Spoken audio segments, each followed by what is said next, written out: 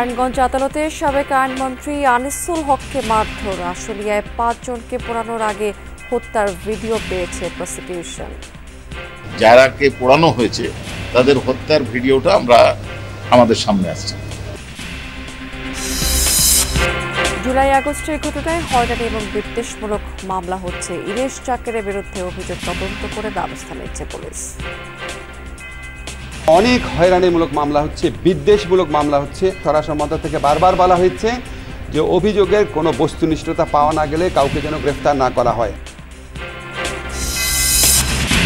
Arakan আর্মিকে মানবিক corridor দেওয়ার আগে সরকারের সবার সাথে কথা বলা উচিত ছিল, মন্তব্য ফখরুলের। ডিসেম্বরের আগে ভোট চায় অন্তত 50টি দল, দাবি খসরুর। চলতি বছরের হজ ফ্লাইটের উদ্বোধন, আগামীতে ব্যবস্থাপনায় আরও ইতিবাচক পরিবর্তনের আশা। নতুন অ্যাপ লাব্বাইক ব্যবহারের পরামর্শ। যমুনা টেলিভিশন ঘুরে গেলেন ইইউ রাষ্ট্রদূত। নির্ভীক সাংবাদিকতা নিশ্চিতের আহ্বান, জানিয়েছেন সুষ্ঠু ভোট আয়োজনে সহায়তায় প্রস্তুত জোট।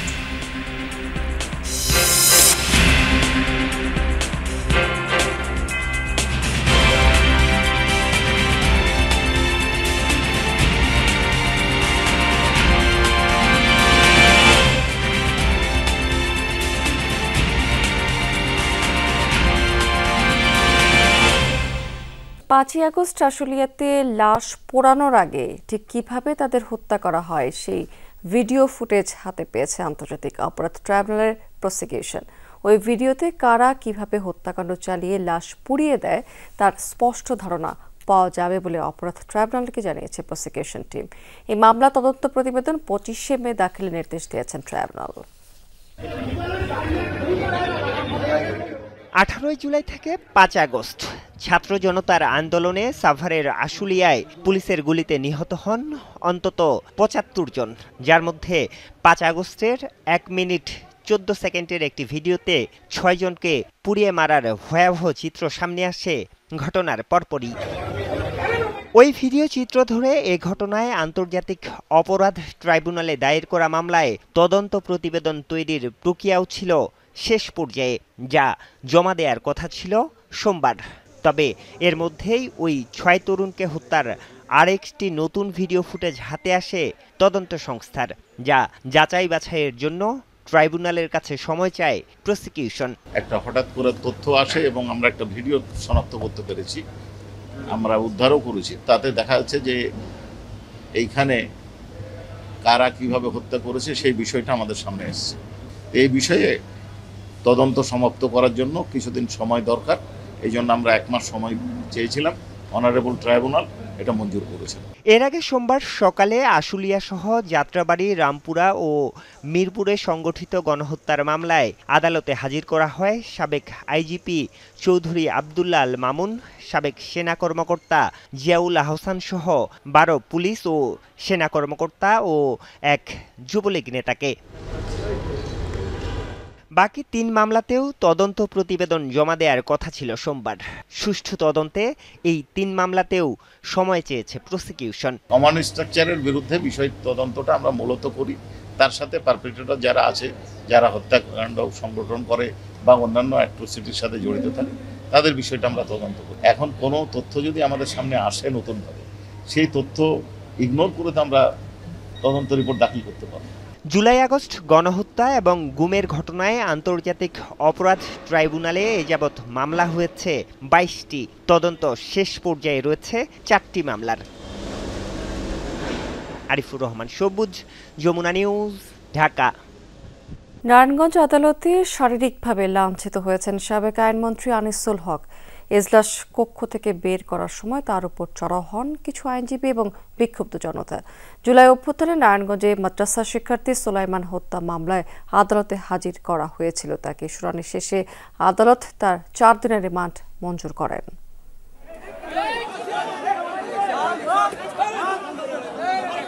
আদালতের এজলাস কক্ষ থেকে বের করার সময় কয়েকজন চড়াও হন সাবেক আইনমন্ত্রী আনিসুল হকের ওপর। শারীরিকভাবে লাঞ্ছিত হন বিগত সরকারের প্রতাপশালী এই মন্ত্রী। জুলাই অভ্যুত্থানে নারায়ণগঞ্জের সিদ্ধিরগঞ্জে মাদ্রাসা শিক্ষার্থী সোলাইমান হত্যা মামলায় সোমবার বিকেলে নারায়ণগঞ্জের সিনিয়র জুডিশিয়াল ম্যাজিস্ট্রেট আদালতে হাজির করা হয় আনিসুল হককে। প্রত্যক্ষদর্শীরা জানান, রিমান্ড শুনানি শেষে এজলাস কক্ষ থেকে বের করার সময় বিএনপিপন্থী কিছু আইনজীবী ও বিক্ষুব্ধ জনতা চড়াও হয় তার উপর। এ সময় পুলিশ দ্রুত তাকে প্রিজন ভ্যানে তুলে কারাগারে নিয়ে যায়। এই নারায়ণগঞ্জের আইনজীবীরা কিন্তু এই আনিসুল হকের প্রতি অত্যন্ত ক্ষুব্ধ। একটাই কারণ যে এই আনিসুল হক গত 16 বছর নারায়ণগঞ্জের আইন আঙ্গনটাকে একদম কুলুষিত করে ফেলেছিল। উনি দুর্নীতির কারণে নারায়ণগঞ্জে আদালতগুলি সঠিক মতো তাদের বিচারকরা দায়িত্ব পালন করতে পারে নাই। এর আগে দুপুরের দিকে কড়া নিরাপত্তায় নারায়ণগঞ্জ আদালতে নেওয়া হয় সাবেক আইনমন্ত্রী আনিসুল হককে। 7 দিনের রিমান্ড শুনানি শেষে 4 দিনের পুলিশি হেফাজত মঞ্জুর করেন আদালত। জুডিশিয়াল ম্যাজিস্ট্রেট মাইনুদ্দিন কাদের সাহেব আমাদের এবং আসামিপক্ষের বক্তব্য শোনার পর উনি এই মর্মে সিদ্ধান্ত নেন যে এই প্রকৃত ঘটনা এবং অস্ত্র উদ্ধার ককটেল কীভাবে আসলো সেটা কীভাবে আসলো সেই ঘটনা উন্মোচনের জন্য 4 দিনের রিমান্ড মঞ্জুর করেন। পুলিশ জানায়, ছাত্র জনতার আন্দোলনে গত বছরের 5 আগস্ট দুপুরে সিদ্ধিরগঞ্জের শিমরাইল এলাকায় গুলিতে নিহত হন সোলাইমান। এ ঘটনায় সিদ্ধিরগঞ্জ থানায় সাবেক প্রধানমন্ত্রী শেখ হাসিনা, আওয়ামী লীগ সাধারণ সম্পাদক ওবায়দুল কাদের, সাবেক স্বরাষ্ট্রমন্ত্রী আসাদুজ্জামান খান কামাল, সাবেক আইনমন্ত্রী আনিসুল হক সহ 51 জনের নাম উল্লেখ করে মামলা হয়। জাহিদ হাসান, যমুনা নিউজ। জুলাই আগস্টের ঘটনা ঘিরে হয়রানি এবং বিদ্বেষমূলক মামলা হচ্ছে, তবুও সরকার কারো মামলা করায় বাধা দিতে পারে না বলে মন্তব্য করেছেন আইন উপদেষ্টা ডক্টর আসিফ নজরুল। অভিনেতা ইরেশ জাকেরের বিরুদ্ধে করা মামলার প্রসঙ্গে তিনি বলেছেন যে মামলাটি তদন্ত করে ব্যবস্থা নেওয়া হবে। সোমবার পতাকা নেড়ে উদ্বোধন করা হয় জাতীয় আইনগত সহায়তা দিবসের অনুষ্ঠান। রাজধানীর ওসমানী স্মৃতি মিলনায়তনে এই আয়োজনে প্রধান অতিথি আইন উপদেষ্টা ডক্টর আসিফ নজরুল। জাতীয় আইনগত সহায়তা সংস্থা আনুষ্ঠানিক বক্তব্যে তিনি বলেন, ছোটখাটো অপরাধ নিষ্পত্তিতে সরকারের লিগ্যাল এইড অর্গানাইজেশনে যেতে হবে, এতে আদালতে মামলার জট কমবে। কম্পাউন্ডেবল ক্রিমিনাল অফেন্সেস, ছোট ছোট, খুব ছোট ছোট, ওটা নামই তো কম্পাউন্ডেবল। এগুলি যদি আমরা বলি ম্যান্ডেটরিলি, বাধ্যতামূলকভাবে প্রথম যেতে হবে লিগ্যাল এইড অ্যাসোসিয়েশনে। এবং আমরা খুবই কনফিডেন্ট আগামী 6 মাসের মধ্যে আমরা জাতীয় আইনগত সেবা প্রদানকারী সংস্থাকে এমন একটা পর্যায়ে উন্নীত করব যেখানে অন্তত 1 লক্ষ মামলার নিষ্পত্তি হবে। এবং আগামী 1 বছরের মধ্যে যদি সেইটুক সময় পর্যন্ত আমরা থাকি, তাহলে অন্তত 2 লক্ষ মামলা আমরা সেখানে নিষ্পত্তি করার ব্যবস্থা করব। পরে সাংবাদিকদের বিভিন্ন প্রশ্নের জবাব দেন আইন উপদেষ্টা।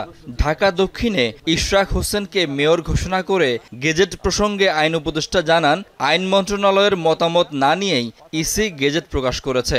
নির্বাচনী যে প্লেইন্ট আছে সেই প্লেইন্ট নাকি পরিবর্তন করা যায় না, কারণ এটা হাইকোর্টের রায় আছে, এটা নাকি কোয়াসি সিভিল ম্যাটারে প্লেইন পরিবর্তন করা যায় না।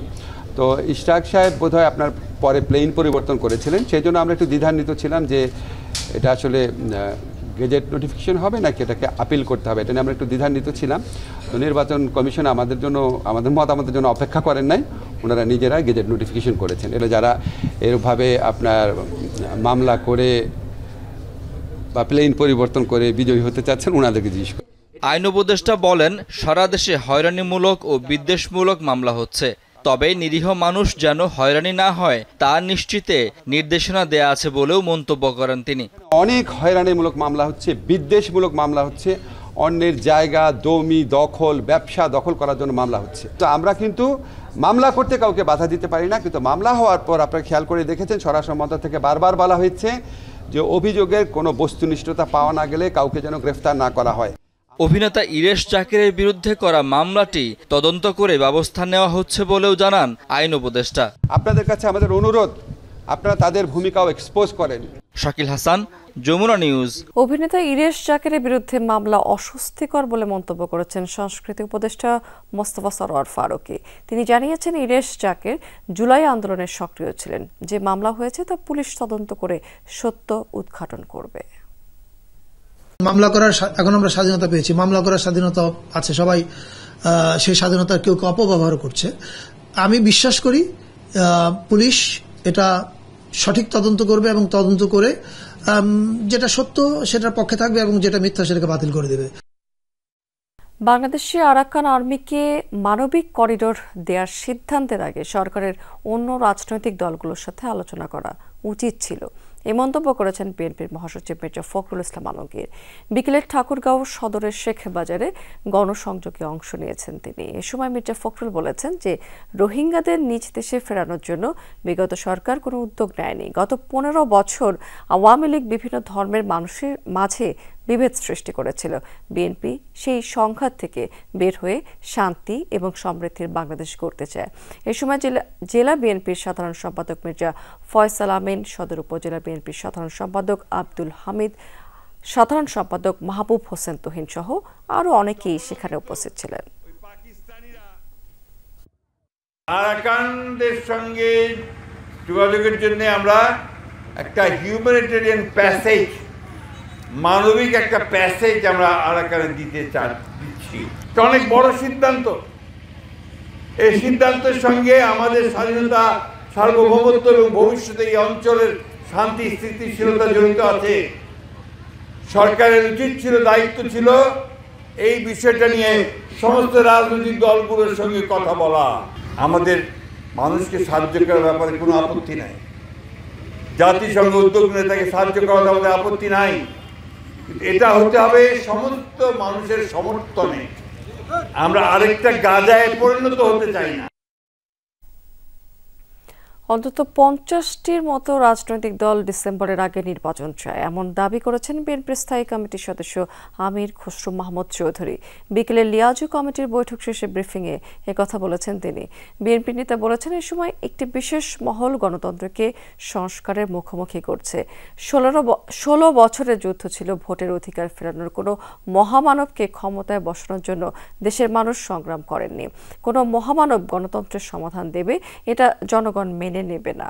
কারা নির্বাচন চায় না সে প্রশ্ন তুলে আমির খসরু বলেছেন যে কোনো বিশেষ গোষ্ঠী সুবিধাভোগী যদি গণতন্ত্রের বিপক্ষে গিয়ে বিরুদ্ধাচরণ করে সেটি সুখকর হবে না।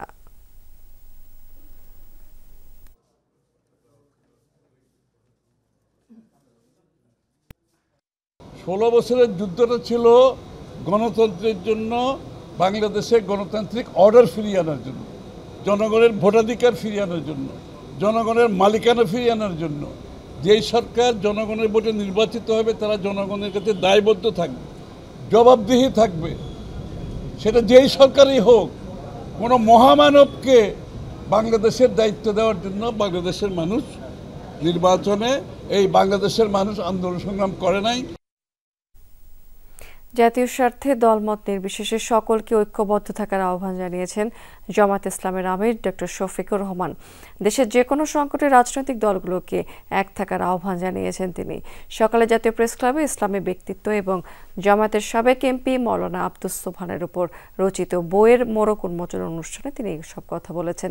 অনুষ্ঠানে বিএনপি চেয়ারপারসনের উপদেষ্টা অ্যাডভোকেট শিমুল বিশ্বাস বলেছেন, জুলাই বিপ্লবের বিতাড়িত সরকার আব্দুস সোবহানকে অপমানিত করতেই মানবতা বিরোধী মামলায় আসামি করেছিল। একটা মানবিক বাংলাদেশ গড়ার জন্য আমরা দল মতের ঊর্ধ্বে উঠে জাতির স্বার্থে জাতীয় ব্যাপারে আমরা ঐক্যবদ্ধ হই, তাহলে এই জাতি বিজয়ী হবে। যাকে অপমান করার জন্য এত আয়োজন, সে আজকে সমাদৃত, সম্মানিত। যারা আজকে অত্যাচার করলো তাদের কি করুণ পরিণতি আমরা দেখছি। জাতীয় ঐক্যমত্য কমিশনের সদস্যদের সঙ্গে বৈঠক করেছেন প্রধান উপদেষ্টা ডক্টর মোহাম্মদ ইউনূস। বৈঠকে রাজনৈতিক দলগুলোর সঙ্গে চলমান আলোচনার অগ্রগতি পর্যালোচনা করে ঐক্যমত্য কমিশন। রাষ্ট্রীয় অতিথি ভবন যমুনাতে কমিশনের প্রধান এবং অন্তর্বর্তী সরকারের প্রধান উপদেষ্টা ডক্টর মোহাম্মদ ইউনূসের সভাপতিত্বে বৈঠকে সংস্কার প্রক্রিয়া নিয়ে বিস্তারিত আলোচনা করা হয়। কমিশনের সহ সভাপতি অধ্যাপক আলী রিয়াজ রাজনৈতিক দলগুলোর সঙ্গে যেসব আলোচনা হয়েছে সেই ব্যাপারে কমিশন প্রধানকে অবহিত করেন। কমিশনের সদস্য ডক্টর বদিউল আলম মজুমদার, ডক্টর ইফতেখারুজ্জামান, বিচারপতি ইমদাদুল হক, সফর রাজ হোসেন এবং প্রধান উপদেষ্টার বিশেষ সহকারী মনির হায়দার বৈঠকে অংশ নিয়েছেন। এ সময় পরবর্তী করণীয় সম্পর্কে দিক নির্দেশনা দিয়েছেন প্রধান উপদেষ্টা। সামনে বাংলাদেশের সবচেয়ে বড় চ্যালেঞ্জ 15 বছরের স্বৈর শাসনের পর অবাধ নির্বাচন। যেটি হবে ডিসেম্বর থেকে আগামী বছরের জুনের মধ্যে। রায় নিউজ 24কে দেয়া সাক্ষাৎকারে আবারও এমনটাই জানিয়েছেন প্রধান উপদেষ্টা ডক্টর মোহাম্মদ ইউনূস। বলেছেন, শেখ হাসিনা সরকারের ফেলে যাওয়া ভঙ্গুর অর্থনৈতিক অবস্থা থেকে ঘুরে দাঁড়িয়েছে দেশ। সাক্ষাৎকারে প্রয়াত পোপ ফ্রান্সিসের প্রশংসা করেছেন তিনি। সম্প্রতি পোপ ফ্রান্সিসের মৃত্যুতে রোমে যান অন্তর্বর্তী সরকার প্রধান ডক্টর মোহাম্মদ ইউনূস। সেখানে পোপ ফ্রান্সিসের অন্ত্যেষ্টিক্রিয়ায় শ্রদ্ধা নিবেদন শেষে সেখানকার সংবাদ মাধ্যম রায় নিউজ 24কে একান্ত সাক্ষাৎকার দেন প্রধান উপদেষ্টা ডক্টর মোহাম্মদ ইউনূস। সাক্ষাৎকারে ডক্টর ইউনূস বলেন, গত বছরে ছাত্র আন্দোলনের মাধ্যমে শেখ হাসিনার সরকার পতিত হয়েছে। তিনি আরও বলেন, অন্তর্বর্তী সরকার গঠনের পর প্রধান কাজ ছিল সমাজ অর্থনীতিকে আবার স্থিতিশীল করা, কেননা তখন সমস্ত ব্যাংকিং ও প্রাতিষ্ঠানিক ব্যবস্থা ভেঙে পড়েছিল। সেখান থেকে আবারও দেশ ঘুরে দাঁড়িয়েছে। ছাত্র জনতার অভ্যুত্থানে দেশ ছেড়ে পালাতে বাধ্য হয়েছে শেখ হাসিনা সরকার। অন্তর্বর্তী সরকার গঠনের পরে প্রধান কাজ ছিল সমাজ ও অর্থনীতিকে স্থিতিশীল করা, তবে দেশ আবার ঘুরে দাঁড়িয়েছে। বাংলাদেশের চ্যালেঞ্জ নিয়ে অন্তর্বর্তী সরকার প্রধান ডক্টর মোহাম্মদ ইউনূস বলেন, 15টি সংস্কার কমিশনের কাজ চলছে। তাদের সুপারিশগুলো নিয়ে রাজনৈতিক দলের সাথে আলোচনাও করা হচ্ছে। এই আলোচনায় সকলে একত্রিত হলে তখন সবকিছু জুলাই সনদে একত্রিত হবে। এরপরেই আগামী ডিসেম্বর থেকে পরবর্তী জুনের মধ্যে নির্বাচন দেওয়ার আশা প্রকাশ করেন ডক্টর মোহাম্মদ ইউনূস। বড় চ্যালেঞ্জ হলো 15 বছরের স্বৈরাচারী শাসনের পর প্রথম গণতান্ত্রিক নির্বাচন আয়োজন। এছাড়া আগামী ডিসেম্বর থেকে পরবর্তী বছরের জুনের মধ্যে নির্বাচনের আয়োজন করা হবে। সাক্ষাৎকারে ডক্টর মোহাম্মদ ইউনূস রায় নিউজ 24কে প্রয়াত পোপ ফ্রান্সিসকে নিয়ে স্মৃতিচারণ করেন। বলেন, তিনি তার জীবন উৎসর্গ করেছেন শান্তি প্রতিষ্ঠা আর মানবজাতিকে একত্র করার জন্য। লামিয়া তিথি, যমুনা নিউজ। আজ দিবাগত রাতে শুরু হচ্ছে হজ ফ্লাইট। ঢাকার শাহজালাল বিমানবন্দর থেকে 419 জন যাত্রী নিয়ে হজের প্রথম ফ্লাইটটি আজ ছেড়ে যাবে। হজ ফ্লাইটের আনুষ্ঠানিক উদ্বোধন করেন ধর্ম উপদেষ্টা। আশাবাদ যে এই বছরের যাত্রা হবে নির্বিঘ্ন এবং স্বাচ্ছন্দ্যে। যদিও হাবের শঙ্কা বাড়ি ভাড়ার সময়ের সাথে সমন্বয় না করায় বিমানের ফ্লাইট শিডিউলে। দর্শক, এই বিষয়ে একটু বিস্তারিত তথ্য আমরা জেনে নিতে চাই আমাদের সহকর্মীর কাছ থেকে। সেখানে আছেন আমাদের সহকর্মী হাসিবুল করিম বিজয়। বিজয়, প্রথম হজ ফ্লাইটের জন্য প্রস্তুতি কেমন দেখতে পাচ্ছেন সেখানে, এবং হাজিরা এই ব্যাপারে কি বলছেন?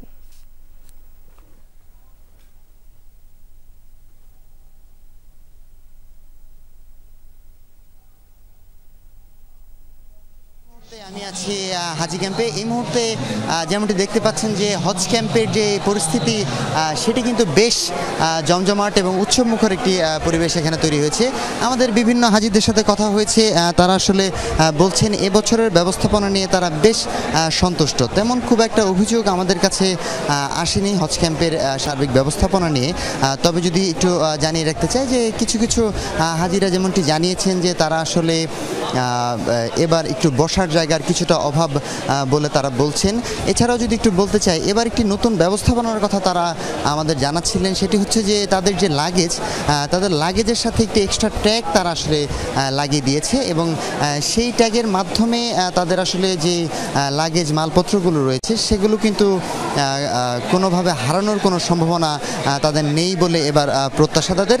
অর্থাৎ যে লাগেজের সাথে যে ট্যাগটি আসলে লাগানো হয়েছে সেই ট্যাগের সাথে পাসপোর্টের একটি নাম্বার তারা যোগ করে দিয়েছে এবং তারা নির্দিষ্ট হোটেলে পৌঁছানোর পর কিন্তু তাদের এই লাগেজগুলো নির্দিষ্ট জায়গায় তাদের কাছে পৌঁছে দেওয়া হবে। তো সার্বিক ব্যবস্থাপনা নিয়ে যদি একটু বলতে চাই যে এবার কিন্তু খুব সুন্দরভাবেই আসলে তারা তাদের হজের যে ব্যবস্থাপনা তাদের সম্পন্ন করেছে এবং প্রথম ফ্লাইট কিন্তু আসলে যাবে 2:15 এবং সেই সকল যারা যাত্রী রয়েছে তারা কিন্তু ইতিমধ্যেই এয়ারপোর্টে পৌঁছে গিয়েছে এবং তারা বিমানে ওঠার জন্য আসলে প্রস্তুতি নিচ্ছেন বলে আমরা জানতে পেরেছি। এছাড়াও যদি বলি যে এখন যারা আসলে ইমিগ্রেশনের জন্য লাইনে দাঁড়িয়ে আছে তারা এরপরে যে ফ্লাইটগুলো রয়েছে সেই ফ্লাইটগুলো জন্য তারা আসলে ইমিগ্রেশনে যাচ্ছে। তো সব কিছু মিলিয়ে যদি স্মৃতি বলতে চাই যে এবারের ব্যবস্থাপনা বেশ ভালো লক্ষ্য করা যাচ্ছে এবং হাজিদের কাছ থেকে আমরা কোনো ধরনের কোনো অভিযোগ তেমন একটা দেখতে পাচ্ছি না। তবে কিছু হাজিরা আসলে বলছেন যে তাদের কিছু বসার ব্যবস্থা যদি আরেকটু বেশি করা যেত তাহলে তাদের জন্য আরেকটু সুবিধা হতো। ভালো হতো আর কি। বিজয়, অনেক ধন্যবাদ আপনাকে। ভবিষ্যতে জাতীয় সনদ যেন কেউ বাতিল করতে না পারে এবং সংবিধানের গুরুত্বপূর্ণ সংস্কার করতে হবে গণভোটের মাধ্যমে, তারপরেই জাতীয় নির্বাচনের দাবি জানিয়েছে গণ অধিকার পরিষদ। জাতীয় ঐক্যমত্য কমিশনের সঙ্গে আলোচনায় নতুন ৮ প্রস্তাবের সাথে একমত হয়েছে এই দলটি। সকালে জাতীয় সংসদ ভবনের এলডি হলে সংস্কার নিয়ে গণ অধিকার পরিষদের সাথে জাতীয় ঐক্যমত্য কমিশনের বৈঠক হয়েছে। বৈঠকের শুরুতেই ডক্টর আলী রিয়াজ জানিয়েছেন রাজনৈতিক দলগুলোর মধ্যে ৩৫টি দলের পক্ষ থেকে সংস্কারের প্রস্তাব এসেছে। ১৯ দলের সাথে আলোচনা শেষ হয়েছে। এ সময় গণ অধিকার পরিষদ সভাপতি বলেছেন জাতীয় স্বার্থ এবং দেশকে প্রাধান্য দিয়ে সংস্কার করতে হবে।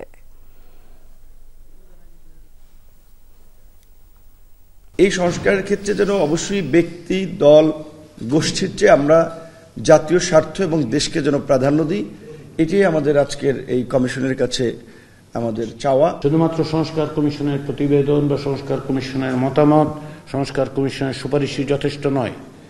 সকল রাজনৈতিক শক্তির, গণতান্ত্রিক শক্তিগুলোর জনমানুষের ঐক্যের মধ্য দিয়েই কেবলমাত্র আমরা বাংলাদেশকে একটি নতুন বাংলাদেশের দিকে অগ্রসর করতে পারব। জুলাই অভ্যুত্থানে ছাত্র জনতা হত্যা নির্দেশদাতা সহ পলাতক জড়িতদের ধরতে আন্তর্জাতিক বিভিন্ন সংস্থার সহযোগিতা নেওয়া হচ্ছে বলে জানিয়েছেন পুলিশ মহাপরিদর্শক। এক্ষেত্রে শুধুমাত্র দোষীদের আইনের আওতায় আনা হবে বলে আবারও উল্লেখ করেছেন তিনি। বাহরুল হক বলেছেন স্বতন্ত্র কমিশন ছাড়া রাজনৈতিক লেজুর মুক্ত পুলিশ গঠন সম্ভব নয়। অনৈতিক তদবির না করার আহ্বান জানিয়েছেন এ সময় পুলিশের সর্বোচ্চ এই কর্মকর্তা। মঙ্গলবার থেকে শুরু হচ্ছে ৩ দিনের পুলিশ সপ্তাহ। এ উপলক্ষে আয়োজিত সংবাদ সম্মেলনের প্রশ্নোত্তর পর্বের পুরোটা জুড়ে ছিল বাহিনীর কার্যক্রম, জুলাই আন্দোলন প্রসঙ্গ। আইজিপি তাঁর বক্তব্যে জানান জুলাই গণ অভ্যুত্থানের ঘটনায় মামলা বাণিজ্য চলছে। এ পর্যন্ত প্রায় ৬০০ হত্যা সহ ১৫০০ মামলা দায়ের করা হয়েছে। তবে মামলায় নাম থাকলে আটক বা গ্রেফতারের সুযোগ নেই। অনেকে ওই অসৎ উদ্দেশ্যে মানুষের কাছ থেকে অর্থ আদায়ের জন্য, হ্যারাস করার জন্য, ভয় দেখানোর জন্য অপরাধটা হয়তো করেছেন ৫ জন কি ১০ জন, ওখানে আরো ৩০০ লোকের নাম দিয়ে মামলা দায়ের হচ্ছে এবং গতকালও একটা হয়েছে। পুলিশের সকল পর্যায়ের কর্মকর্তারা এই নির্দেশ পেয়েছেন যে নিরীহ লোককে যেন গ্রেপ্তার করা না হয়।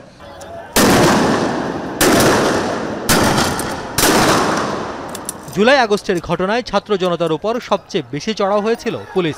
কারা সে সময় নির্দেশ দিয়েছেন তা তদন্তের আগে বলা কঠিন বলে মনে করেন আইজিপি। এর মধ্যে যারা পলাতক তাদের ধরতে আন্তর্জাতিক বিভিন্ন সংস্থার সহযোগিতা নেওয়া হচ্ছে বলে জানান তিনি। তাদের বেলায় আমাদের একটা সুবিধা আছে, আমরা ইন্টারপোলকে রিকোয়েস্ট করতে পারি। ইন্টারপোল তাদের সমস্ত সভ্য দেশগুলোতে আমাদের এই আবেদনটা পাঠিয়ে দেয়, ওনাদের ভাষায় এটাকে রেড নোটিশ বলে, এবং এই প্রক্রিয়াটাই আমরা শুরু করেছি। আপনারা জানেন ১-২টা কেসে আমরা সেটা করেছিও। প্রশ্ন ছিল সরকার ও রাজনৈতিক বলয় থেকে পুলিশের মুক্তি মিলবে কবে? উত্তরে আক্ষেপের সুর ছিল আইজিপির কণ্ঠে। স্বতন্ত্র পুলিশ কমিশন করা, সরাসরি এক্সিকিউটিভের অধীনে নিয়ন্ত্রণে না থেকে পুলিশকে কিছুটা অটোনমি দেওয়া in terms of their functionality, not administration. এইটার একটা সাজেশন আমাদের ছিল। পুলিশ সংস্কার কমিশন নীতিগতভাবে একমত হয়েছেন, কিন্তু তারা এটাকে আর এলাবোরেট করেননি, কোনো কাঠামোও দেননি। জানান এবারের পুলিশ সপ্তাহে থাকছে না উৎসবের কোনো আমেজ। সবশেষ ভিন্ন রকম এক আহ্বান জানিয়ে সংবাদ সম্মেলন শেষ করেন পুলিশ মহাপরিদর্শক। আমি অনেক সময় অন্যায় আবদারের মুখোমুখি হই, অমুককে বদলি করে দেন, অমুককে ছেড়ে দেন, অমুককে পদক দেন, এসব আবদারও আসে। আমাকে বিধিবিধান মেনে পুলিশ পরিচালনা করার জন্য আমি বিনীত প্রার্থনা জানাই দেশবাসীর কাছে। রিয়াজ রায়হান, যমুনা নিউজ, ঢাকা। চলন্ত প্রাইভেট কারে ছিনতাইকারী এসে দাঁড়িয়ে থাকা এক নারীর ভ্যানিটি ব্যাগ ছো মেরে টান দিল। ব্যাগসহ হেঁচড়ে টেনে নিয়ে গেল সেই নারীকেও। ভুক্তভোগী কলেজ শিক্ষিকার সঙ্গে কথা হয়েছে যমুনা নিউজের, জানবো তার ভয়ানক অভিজ্ঞতার কথা। রাস্তার পাশে ট্রলি ব্যাগ নিয়ে দাঁড়িয়ে এক নারী, পরনে শাড়ি, হাতে ভ্যানিটি ব্যাগ। হঠাৎ সাদা রঙের একটি প্রাইভেট কার চলে আসে তার সামনে। চলন্ত অবস্থাতেই গাড়িটির সামনের অংশে বাঁ দিকের জানালা দিয়ে একজন ছোঁ মেরে টান দেয় ওই নারীর ভ্যানিটি ব্যাগটি। মাটিতে পড়ে যান সে নারী। ব্যাগের সঙ্গে তাকেও টেনে হিঁচড়ে নিয়ে যেতে থাকে প্রাইভেট কারটি।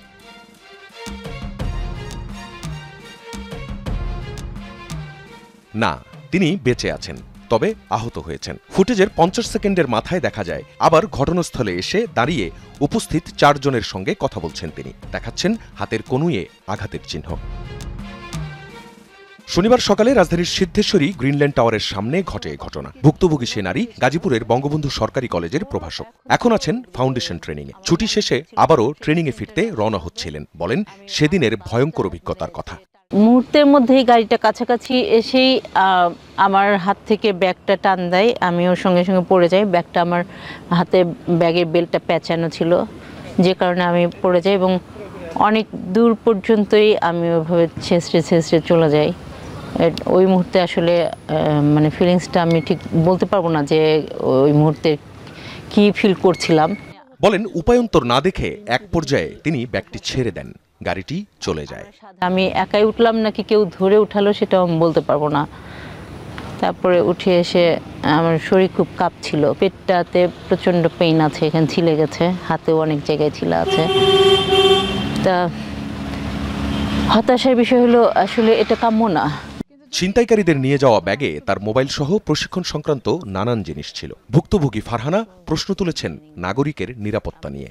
আমরা সবাই আসলে নিরাপত্তাহীনতাই ভুগি। নিরাপত্তার ব্যবস্থাটা একটু জোরালো হওয়া উচিত। এখানে আইন শৃঙ্খলা বাহিনীকেও একটু তৎপর হওয়া দরকার, যে আমি মামলা করব তারপরে শাস্তি ব্যবস্থা করা হবে।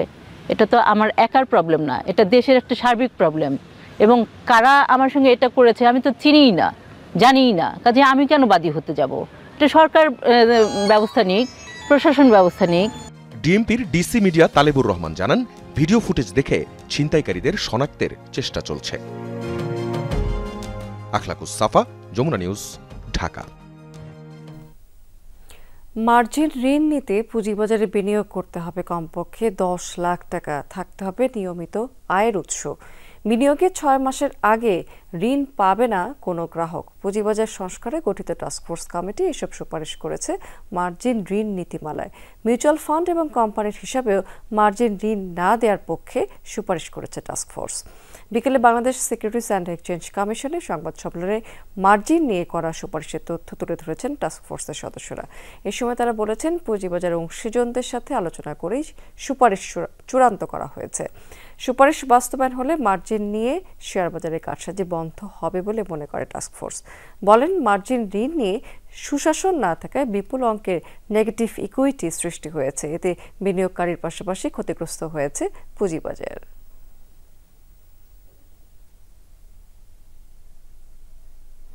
দেশে বজ্রপাতে হতাহতের সংখ্যা দিন দিনই বাড়ছে। আজ 8 জেলাতে বজ্রঘাতে 14 জন মারা গেছেন। এর মধ্যে কুমিল্লাতেই প্রাণ গেছে 2 শিশু সহ 4 জনের। আহতদের চিকিৎসা দেওয়া হচ্ছে স্থানীয় হাসপাতালগুলোতে। কুমিল্লার বরুড়া উপজেলার পয়ালগুচ্ছ গ্রামে ফসলি জমিতে ঘুড়ি উড়াচ্ছিল ফরহাদ, সাইমন সহ কয়েকজন। হঠাৎই শুরু হয় বজ্রসহ বৃষ্টি। নিরাপদ আশ্রয়ে পৌঁছানোর আগেই বজ্রাঘাতে গুরুতর আহত হয় 3 শিশু। উদ্ধার করে উপজেলা স্বাস্থ্য কমপ্লেক্সে নেয়ার পর ফরহাদ ও সাইমনকে মৃত ঘোষণা করেন চিকিৎসক। আরেকজনকে নেওয়া হয়েছে কুমিল্লা মেডিকেলে। হঠাৎ করে বৃষ্টি আসে, বৃষ্টির পর বজ্রপাত হয়। বজ্রপাতের পরে সবাই যখন দৌড়ে যায় দেখে যে বাচ্চারা পড়ে আছে মাঠে। হসপিটালে নেওয়ার পরে ডাক্তার দুইজনকে নিহত ঘোষণা করছেন এবং একজন আহত খুব মর্মান্তিক অবস্থার মধ্যে আছে। এর আগে জেলার মুরাদনগরের কোরবানপুর গ্রামে মাঠে কাজ করার সময় বজ্রপাতে ঘটনাস্থলেই মারা যান নিখিল দেবনাথ ও পাশের দেওরা গ্রামের জুয়েল ভুইয়া নামের 2 কৃষক। বজ্রাঘাতে প্রাণ গেছে কিশোরগঞ্জের ৩ জনের। অষ্টগ্রাম উপজেলার কলমা ইউনিয়ন ও খয়েরপুর আবদুল্লাপুর ইউনিয়নে ধান কাটছিলেন 2 কৃষক। এ সময় বজ্রপাতে মৃত্যু হয় তাদের। এছাড়া মিঠামইনে ধান মাড়াইয়ের সময় এক কিষানীর প্রাণ গেছে। এদিকে সুনামগঞ্জ শাল্লার বুড়িগাঙ্গাল হাওরে গরুকে ঘাস খাওয়াতে যান রিমন তালুকদার নামের একজন। বজ্রপাতে মুহূর্তেই প্রাণ যায় ডিগ্রি 2য় বর্ষের এই শিক্ষার্থীর। ঝলসে যায় শরীরের বেশ কিছু অংশ। এছাড়া নেত্রকোনায় 2 জন এবং নোয়াখালী ও হবিগঞ্জে বজ্রাঘাতে প্রাণ গেছে আরও 2 জনের। সাইফ আহমেদ, যমুনা নিউজ। গাজীপুর সিটি কর্পোরেশনের সাবেক মেয়র অধ্যাপক এম.এ. মান্নানের 3য় মৃত্যুবার্ষিকী উপলক্ষে টঙ্গীতে দোয়া এবং আলোচনা সভা হয়েছে। টঙ্গী পূর্ব থানা সভাপতি জাভেদ আহমেদ সরকার সুমনের নির্দেশে দোয়া এবং আলোচনা সভার আয়োজন করে 57 নং ওয়ার্ড বিএনপি। অনুষ্ঠানে উপস্থিত ছিলেন সেখানে স্থানীয় নেতাকর্মী সহ আরও অনেকে। এ সময় অধ্যাপক এম.এ. মান্নানের রুহের মাগফিরাত কামনায় দোয়া করা হয়।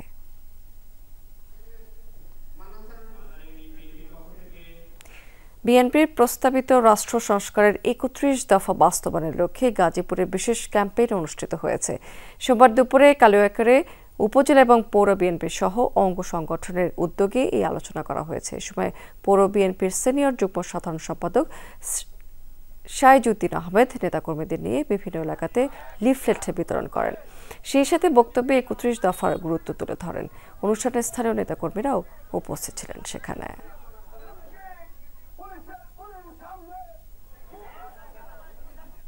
নারায়ণগঞ্জে বাংলাদেশ নবজাতক হাসপাতালে প্রথমবারের মতো চালু হলো প্রাণঘাতী persistent pulmonary hypertension of newborn রোগের চিকিৎসা সেবা।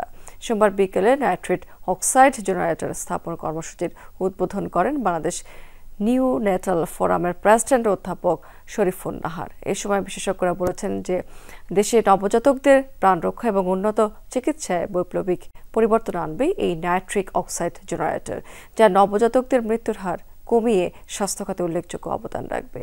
অনুষ্ঠানে নিউ নেটাল ফোরামের মহাসচিব আজগর আলী, হাসপাতালের সিইও সহ অন্যান্যরা উপস্থিত ছিলেন সেখানে। নানা কর্মসূচির মধ্য দিয়ে চট্টগ্রামে পালিত হয়েছে 18তম বিশ্ব অটিজম সচেতনতা দিবস। দিনব্যাপী কার্যক্রম উদ্বোধন করেন city mayor doctor Shahadat Hossain. একই সাথে অনুষ্ঠিত হয়েছে নিষ্পাপ অটিজম ফাউন্ডেশনের 15তম প্রতিষ্ঠা বার্ষিকী উৎসব। এই উপলক্ষে শিল্পকলা একাডেমি প্রাঙ্গণে অনুষ্ঠানের অটিজম বিষয়ে গণসচেতনতা বাড়াতে সম্মিলিত প্রচেষ্টার তাগিদ দিয়েছেন মেয়র। এই সময় ফাউন্ডেশনের সভাপতি ডক্টর বাসনা মোহরি, সমাজসেবা অধিদপ্তরের পরিচালক সহ আরও অনেকে উপস্থিত ছিলেন। পরে সাংস্কৃতিক পরিবেশনায় অংশ নিয়েছেন শিশুরা। এবার জাপানে মায়ের মতো দশা এক বাংলাদেশি নারীর। বাংলাদেশ থেকে ভারতের বর্ধমানে নিয়ে যাওয়া স্বামী মিহির শর্মার কাছ থেকে 2 সন্তানকে ফেরত পেতে উচ্চ আদালতে দ্বারস্থ হয়েছেন তিনি। শুনানি শেষে আগামী 30 দিনের মধ্যে ওই 2 শিশুকে হাজিরের নির্দেশ দিয়েছেন বিচারপতি মোহাম্মদ আকরাম হোসেন চৌধুরী এবং বিচারপতি Debashis Roy Chowdhury bench. Kolkata deputy commission, স্বরাষ্ট্র মন্ত্রণালয় সহ বিবাদীদের এই নির্দেশ দেওয়া হয়েছে। 12 বছর আগে চট্টগ্রামের মেয়ে মৌসুমী শর্মার সঙ্গে বিয়ে হয় মিহির শর্মার। দীর্ঘ সংসার জীবনে 11 বছর বয়সী ছেলে সন্তান ও একটি কন্যা সন্তান রয়েছে তাদের। দুজনেই চট্টগ্রামের বাসিন্দা ও বাংলাদেশি নাগরিক হলেও গত বছরের সেপ্টেম্বরে দাম্পত্য কলহের জেরে মিহির শর্মা স্ত্রীকে না জানিয়েই 2 সন্তান নিয়ে ভারতের বর্ধমানে চলে যান। তারপর থেকে খোঁজ নেই স্বামী সন্তানের। গত 7 মাস ধরে সন্তানদের দেখতে বা কথা বলতে না পেরে দিশেহারা মা মৌসুমী উপায়ন্তর না দেখে দ্বারস্থ হন উচ্চ আদালতের। কারণ আমি 2টা বাচ্চা জন্ম দিলাম, বাট আমার বাচ্চাগুলো আমার কাছ থেকে নিয়ে চলে গেছে। একজন মা যদি তার সন্তানের জন্য কোর্টে এসে দাঁড়াতে হয়, তাহলে আমি মনে করব এখনকার মেয়েদের সন্তান গর্ভে ধারণ করা উচিত না। শুনানি শেষে ভারতে নিয়ে যাওয়া 2 বাংলাদেশি শিশুকে আগামী 30 দিনের মধ্যে আদালতে হাজিরের নির্দেশ দিয়েছেন হাইকোর্ট। এর আগেও এরকম ঘটনা ঘটেছে এবং উন্নত বিশ্ব থেকে আমরা এরকম রেসপেক্ট পেয়েছি to the order of the honourable court of this Bangladesh. So we hope যে এই যে অর্ডারটা পাস করলেন by the honourable high court division, এটাও অবশ্যই রেসপেক্টেড হবে, এক্সিকিউট হবে টু দ্য প্রপার ফোরাম। 4 সপ্তাহ পর মামলাটি আবারও শুনানির দিন ধার্য করেন high court. Arifur Rahman Sabuj, Jamuna news, Dhaka. Gulf air এর ফাইন্যান্স কন্ট্রোলার গোলাম ফারুকের বাহরাইন সফর উপলক্ষে একটি সংবর্ধনা সভার আয়োজন করে বাংলাদেশ বিজনেস ফোরাম। সভায় বাহরাইনের নোয়াখালী ওয়েলফেয়ার সোসাইটিকে সম্মাননা স্মারক প্রদান করা হয়। গেল বৃহস্পতিবার বাংলাদেশ বিজনেস ফোরাম বাহরাইনের নিজস্ব হলরুমে এই সভার আয়োজন করা হয়। সংগঠনের সভাপতি আইনুল হক সরকারের সভাপতিত্বে অনুষ্ঠানটি পরিচালনা করেন। সেখানে সাংগঠনিক সম্পাদক আখতারুজ্জামান সরকার। প্রধান অতিথি হিসেবে ছিলেন Gulf এয়ারের finance controller Golam Faruk. অনুষ্ঠানে ইসলামী আলোচনা করেন উপদেষ্টা মোহাম্মদ সেলিম। বিশেষ অতিথি হিসেবে ছিলেন মহিউদ্দিন আহমেদ, কামাল উদ্দিন আহমেদ, মোহাম্মদ জসিমউদ্দিন, মিজানুর রহমান সহ আরও অনেকে। অনুষ্ঠান শেষে করা হয়েছে বিশেষ দোয়া এবং মোনাজাত। স্পেনে আয়োজিত হয়েছে আলোচনা সভা এবং ঈদ পুনর্মিলনী। গ্লোবাল জালালাবাদ অ্যাসোসিয়েশনের উদ্যোগে এই আয়োজনটি করা হয়েছে। বার্সেলোনার একটি স্থানীয় রেস্তোরাঁতে এই আয়োজন করা হয়।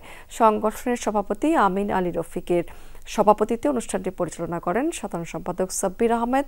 এ সময় প্রধান অতিথি হিসেবে ছিলেন সেখানে বাংলাদেশ অ্যাসোসিয়েশন ইন স্পেনের সাবেক সাধারণ সম্পাদক কামরুজ্জামান সুন্দর। আরও উপস্থিত ছিলেন HM মাসুদুর রহমান, আব্দুল কায়ুম মাসুক, শিপলু আহমেদ নিয়াজি, জসিমউদ্দিন সহ আরও অনেকে। অনুষ্ঠানে প্রবাসে বসবাসরত সকল বাংলাদেশিদের মাঝে ঐক্য এবং সম্প্রীতি বজায় রাখার আহ্বান জানানো হয়েছে।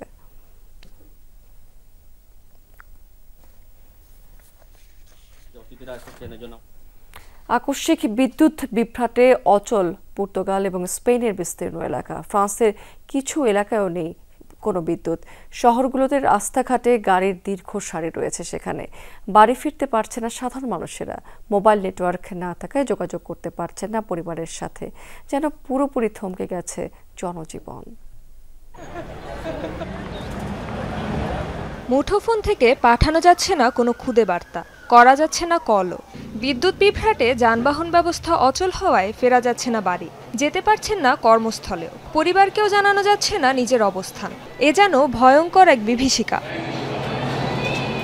পুরোপুরি বিদ্যুৎ বিচ্ছিন্ন হয়ে পড়ায় এমনই অবস্থা এখন পর্তুগাল এবং স্পেনের বিস্তীর্ণ এলাকায়। ফ্রান্সের কিছু এলাকায়ও নেই বিদ্যুৎ সংযোগ। তিনটি দেশের জাতীয় গ্রিড বিপর্যয়ের পেছনের কারণ সম্পর্কে এখনো পাওয়া যায়নি স্পষ্ট ধারণা। আমি একটি হাসপাতালে কাজ করি। বিকেলের শিফট আছে, কিন্তু সেখানে যাওয়ার কোনো উপায় নেই। ফোনও কাজ করছে না, পরিবারের সাথে যোগাযোগ করতে পারছি না। এখন এখানে অপেক্ষা করছি, দেখি বাস বা অন্য কোনো যান পাই কিনা। বিদ্যুৎ বিভ্রাটে অচল স্পেনের মাদ্রিদ সহ বিভিন্ন শহরের রাস্তাঘাট। দেখা দিয়েছে দীর্ঘ ট্রাফিক জ্যাম। পুরোপুরি অচল গণপরিবহন ব্যবস্থা। রাস্তায় রাস্তায় গাড়ির দীর্ঘ সারি। রেল ও বিমান চলাচলও হয়ে পড়েছে স্থবির। বন্ধ হয়ে গেছে সুপারমার্কেটগুলো, কারণ কাজ করছে না ক্যাশ রেজিস্টার এবং ফ্রিজার সহ অন্যান্য বৈদ্যুতিক যন্ত্রপাতি। বিদ্যুৎ না থাকার কারণে পচতে বসেছে খাদ্যদ্রব্য। বন্ধ হয়ে গেছে জেনারেটরও। যেসব দোকান গমগম করত ক্রেতায়, সেগুলো এখন পড়ে আছে খালি। কখন শেষ হবে এ দুর্ভোগ তা জানে না কেউ। তবে একাধিক স্থানীয় গণমাধ্যম ও কর্তৃপক্ষ জানিয়েছে বিদ্যুৎ সরবরাহ স্বাভাবিক হতে সময় লাগতে পারে অন্তত 8 থেকে 10 ঘন্টা। রেজওয়ানা সাইমা, যমুনা নিউজ। সাবেক বিসিবি সভাপতি এবং সংসদ সদস্য নাজমুল হাসান পাপনের দুর্নীতি অনুসন্ধানে নেমেছে দুদক। পূর্বাঞ্চলে স্টেডিয়াম নির্মাণ, বিপিএল ফান্ড এবং বিদেশি কোচ নিয়োগে খরচসহ 27 ধরনের নথি তলব করে এরই মধ্যে বিসিবিকে চিঠি দিয়েছে এই সংস্থাটি। এদিকে এনবিআর এর সাবেক চেয়ারম্যান আবু হেনা রহমাতুল মুনিম এবং তার সাবেক প্রথম সচিবের দুর্নীতিরও অনুসন্ধান শুরু করেছে দুদক। সাবেক সংসদ সদস্য নাজমুল হাসান পাপন বাংলাদেশ ক্রিকেট বোর্ড বিসিবির সভাপতি ছিলেন টানা 12 বছর। আওয়ামী লীগ সরকারের পতনের পর পতন হয় পাপনেরও। পলাতক এই বিসিবি সভাপতির বিরুদ্ধে দায়িত্ব পালনের সময় নানা অনিয়ম ও দুর্নীতির অভিযোগ উঠেছে। তা খতিয়ে দেখতে মাঠে নেমেছে দুদক। বিসিবিতে চিঠি দিয়ে জানতে চেয়েছে পূর্বাঞ্চলে স্টেডিয়াম নির্মাণ, বিপিএল ও বিদেশি কোচ নিয়োগে খরচসহ নানা অনিয়ম নিয়ে। এজন্য 27 ধরনের নথি তলব করেছে প্রতিষ্ঠানটি।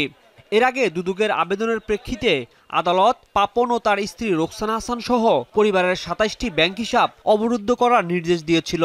রপ্তানি থেকে কিন্তু তত বেশি কাস্টমসের ডিউটি আসে না। এনবিআর এর সাবেক চেয়ারম্যান আবু হেনা রাহমাতুল মোমিন ও তার সহযোগী সাবেক প্রথম সচিব ইত্তাজুল ইসলামের দুর্নীতির অনুসন্ধানও শুরু করেছে দুদক।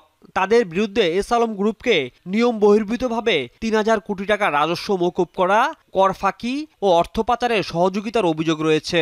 সামির গ্রুপ ও বেক্সিমকো গ্রুপকেও অবৈধভাবে ৫০০ কোটি টাকার ভ্যাট মওকুফ, কর ফাঁকি ও অর্থ পাচারের সুযোগ দিয়েছে তারা। এর মাধ্যমে আবু হেনা রাহমাতুল মোমিন ও ইত্তাজুল অবৈধভাবে বিপুল সম্পদের মালিক হয়েছে বলে মনে করে দুদক। এদিকে রাজশাহী ৪ আসনের সাবেক সংসদ সদস্য এনামুল হক এবং তার স্ত্রী তাহুরা হকের বিরুদ্ধে পৃথক ২টি মামলা করেছে দুদক। তাদের বিরুদ্ধে ২৬ কোটি টাকার অবৈধ সম্পদ অর্জন ও প্রায় ২৫০০ কোটি টাকার সন্দেহজনক লেনদেনের প্রমাণ পেয়েছে প্রতিষ্ঠানটি। ১৮ কোটি টাকারও বেশি মূল্যের সম্পদ অর্জন ও দখলে রাখা এবং নিজ প্রতিষ্ঠানের নামেও ২২টি ব্যাংক হিসাবে ১১২০ কোটি টাকারও বেশি জমা এবং উত্তোলন সহ মোট ২,২৩৯ কোটি টাকারও বেশি সন্দেহজনক ও অস্বাভাবিক লেনদেনের তথ্য অনুসন্ধানকালে উদ্ঘাটিত হয়েছে। ভুয়া প্রকল্পের নামে ক্ষুদ্র ঋণের প্রায় ২০০ কোটি টাকা আত্মসাতের অভিযোগে সাবেক সচিব ও উদ্দীপন পরিচালনা পরিষদের চেয়ারম্যান মিহিরকান্তি মজুমদার সহ ১৫ জনকে আসামি করে ৬টি মামলা করেছে দুদক। তাদের বিরুদ্ধে হতদরিদ্র মানুষ থেকে অর্থ সংগ্রহ করে প্রকল্পের নামে লুটপাট করার প্রমাণ পাওয়া গেছে। রাজীব আহমেদ, যমুনা নিউজ, ঢাকা। নোয়াখালীর বেগমগঞ্জে দুর্বৃত্তদের গুলিতে শাকিল নামে এক যুবক নিহত হয়েছেন। সোমবার রাতে উপজেলার ছয়ানি ইউনিয়নের গঙ্গাবর বাজারে এই ঘটনাটি ঘটেছে। স্থানীয়রা জানিয়েছে যে রাতে শাকিল সহ কয়েকজন গঙ্গাবর বাজারে একটি চায়ের দোকানে বসেছিল। এ সময় একটি সিএনজি চালিত অটোরিকশায় ৫ জন অস্ত্রধারী সেখানে গিয়ে লাবিব নামে এক যুবককে তুলে নিয়ে যাওয়ার চেষ্টা করে। বাকিরা বাধা দিলে শাকিলকে গুলি করে সন্ত্রাসীরা। কুপিয়ে জখম করা হয় তার ছোট ভাই শুভকেও। পরে স্থানীয়রা ৩ সন্ত্রাসীকে আটক করে গণধোলাই দিয়েছে।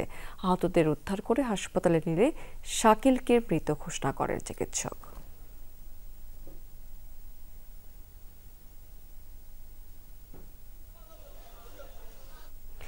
নির্ভীক সাংবাদিকতা নিষিদ্ধের আহ্বান জানিয়েছেন বাংলাদেশে নিযুক্ত ইউরোপীয় ইউনিয়নের রাষ্ট্রদূত মাইকেল মিলার। যমুনা টেলিভিশন পরিদর্শন শেষে রাষ্ট্রদূত জানিয়েছেন সুষ্ঠু নির্বাচনের পথ তৈরিতে সহযোগিতা করতে প্রস্তুত ২৭ দেশের জোট ইউরোপীয় ইউনিয়ন। বাংলাদেশের মানব সম্পদ উন্নয়ন এবং গণতন্ত্রে উত্তরণের পথের বাধা অপতথ্য ছড়ানো, এটি প্রতিরোধেও কাজ করছে এই সংস্থাটি। ইউরোপীয় ইউনিয়নের বাংলাদেশ হেড অব ডেলিগেশন হিসেবে দায়িত্ব নেয়ার পর প্রথম কোনো গণমাধ্যম কার্যালয় পরিদর্শন করলেন রাষ্ট্রদূত মাইকেল মিলার। দুপুরের পর যমুনা টেলিভিশনে এসে সাক্ষাৎ করেন প্রতিষ্ঠানের প্রধান নির্বাহী কর্মকর্তা ফাহিম আহমেদ ও প্রধান বার্তা সম্পাদক তৌহিদুল ইসলামের সাথে। পরে যমুনা টেলিভিশনের সংবাদকক্ষ ঘুরে দেখেন রাষ্ট্রদূত। অনেকের সাথেই হয় কুশল বিনিময়। এখানে এসে আমি খুব আনন্দিত। এখানকার সম্পাদকীয় দল ও নিউজরুমের সবার সাথে দেখা করতে পেরে ভালো লাগছে। যমুনায় প্রাণবন্ত পরিবেশ রয়েছে যা দেখে আমি মুগ্ধ। রাষ্ট্রদূত কথা বলেন বাংলাদেশের গণমাধ্যমের স্বাধীনতা নিয়েও। তার প্রত্যাশা ভয়ভীতিহীন হয়ে কাজ করতে পারবে এদেশের সংবাদকর্মীরা। গণমাধ্যম সংস্কার কমিশনের সুপারিশগুলোর দিকে নজর রাখছি আমি, যেখানে লক্ষ্যভিত্তিক সংস্কার কার্যক্রম গড়ে তোলার চেষ্টা চলছে। আমরা চাই একটি এমন পরিবেশ গড়ে উঠুক যেখানে সাংবাদিকরা কোনো শঙ্কা ছাড়াই মত প্রকাশ করতে পারবেন, পেশাদারিত্ব বজায় রেখে স্বাধীনভাবে কাজ করতে পারবেন। বাংলাদেশের নির্বাচন প্রসঙ্গে মাইকেল মিলার বলেন, একটি সুষ্ঠু নির্বাচন এদেশের জন্য গুরুত্বপূর্ণ, আর এই কাজে পরিপূর্ণ সহযোগিতা দিতে প্রস্তুত ইইউ।